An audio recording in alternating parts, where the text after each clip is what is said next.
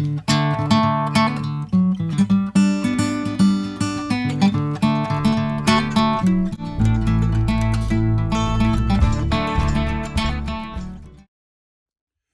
naptime story and explanation for Daniel's wake. I'm starting early, and my attitude towards death, which, if this airs after my death, would be an appropriate topic.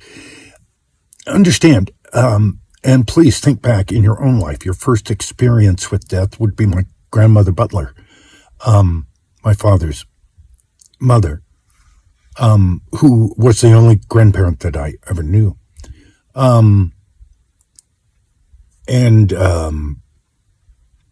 mean, it was weird, and I really didn't understand it, and I got a lot of explanations, but it seemed like it was okay because she was 86 something at that time, and it was cancer. My next experience, I don't know what yours was, but a friend down the street in the neighborhood, buddy, same school, class older, but he hung with me.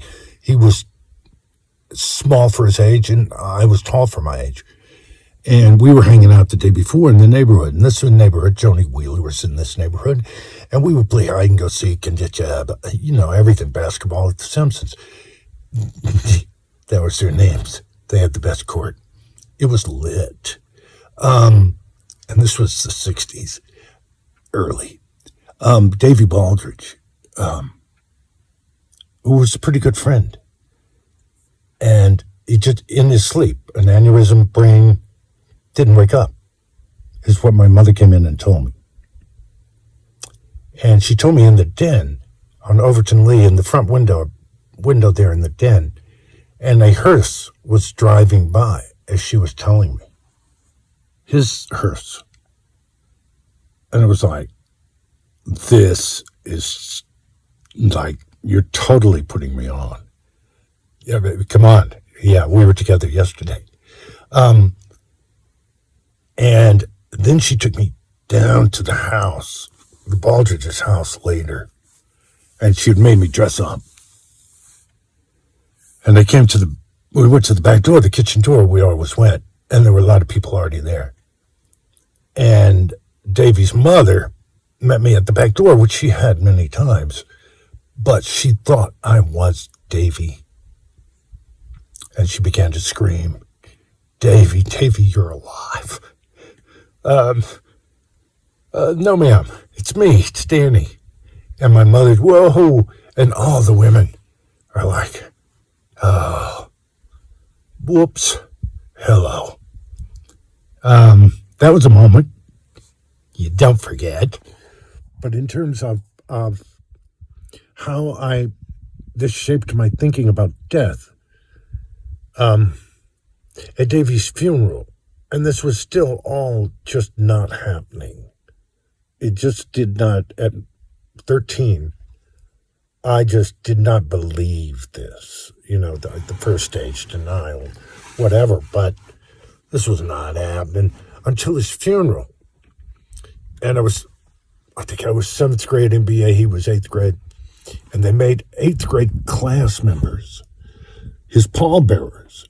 So, but here's the thing. The pallbearers, so they had to be big guys to carry this big casket. But, I mean, he was only 5'6". But caskets, I've learned, are heavy in more ways than one. And here, so they get the jocks, the big red machine, basically. Went to the Clinic Bowl in 4 years. Carried his coffin in. These were the guys that bullied Davy. Okay? The bullies were carrying Davy's coffin.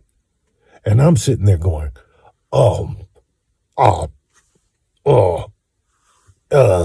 it's only like my 3rd funeral, but wait until I tell Davy. And at that moment, that was the first time I realized about death. That you're really, really never going to physically see that person again or get to carry on what we think of as a conversation. The finality of death at 13.